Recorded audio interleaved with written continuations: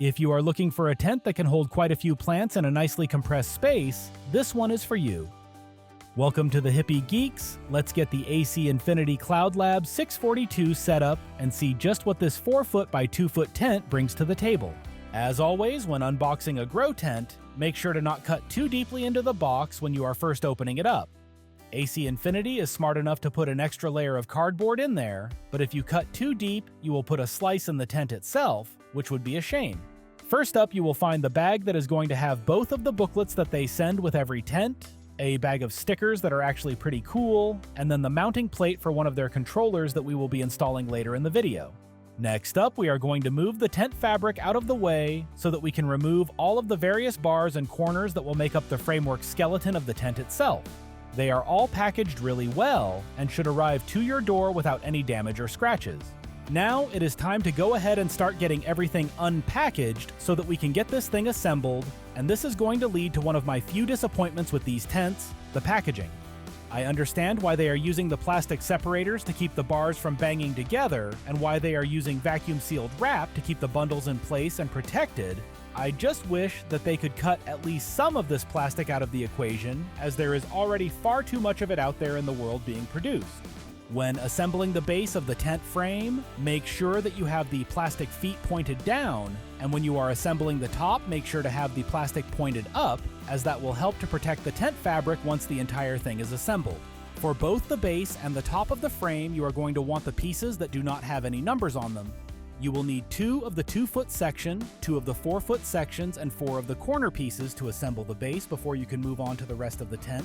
Once the base of the frame is put together, it is time to unwrap the remaining bars so that we can attach the uprights. The bars all have numbers on them, with the ones that will attach directly to the base having the numbers 1 and 2 on them, and the upper section having the numbers 3, 4, and 5. This will give you an easy reference as to the height of your plants in the tent, as the numbers correspond to the height from the floor in feet, which I think is a really nice touch and will actually be pretty useful. Now that the uprights are attached, it is time to finish up the framework by attaching the top corners and crossbars, which will bring it all together and get us ready to install the fabric. Again, make sure that you are putting the plastic nubs that are on all of the corners facing up when you are attaching them, as that will also make sure that it all connects easily.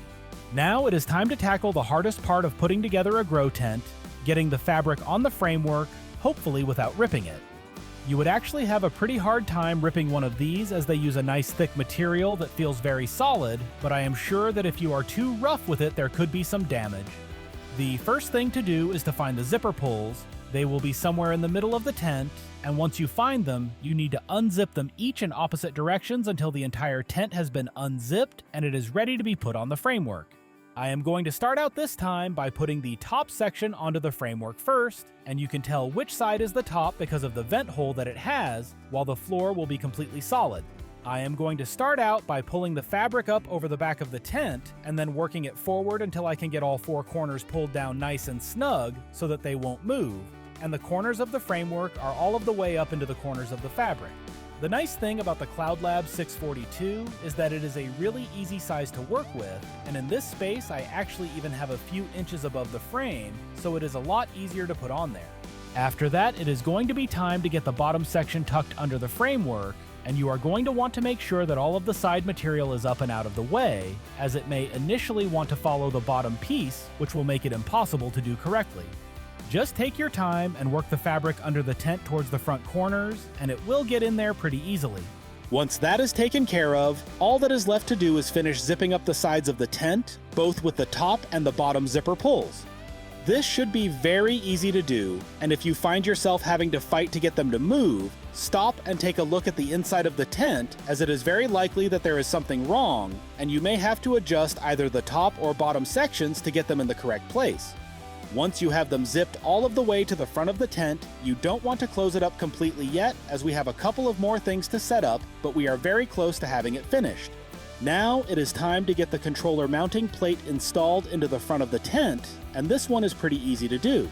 There are 4 hooks on the back of the metal plate, and you just need to match those up with the straps that are on the upper right corner of the front of the tent. I still haven't received my controller to show you how to hook that up, but once it gets here, we will be making a video about that as well. Next up, we are going to get the center support bars installed, and with this tent, you get 3 bars, 1 long one, and 2 short ones, which will give you an incredible number of options of where to hang things in a tent this size. It is also going to give you a lot of support for the roof if you are one of the folks that likes to store things up there. I know that I have stored things on top of the tent at various times, and this just gives you so much support for that kind of thing. Looking inside of the tent on the bottom, you can see the 3 rectangular vents that most tents come with these days that are currently covered, but you can roll them up to let air in. On each side of the tent there is a 6-inch exhaust port, and in the back left corner there is a single 4-inch port. As we look up the backside of the tent, you can see that there are actually 3 4-inch ports, one at the bottom, one in the middle, and one at the top, giving you a lot of options for where to route the cords for your various equipment.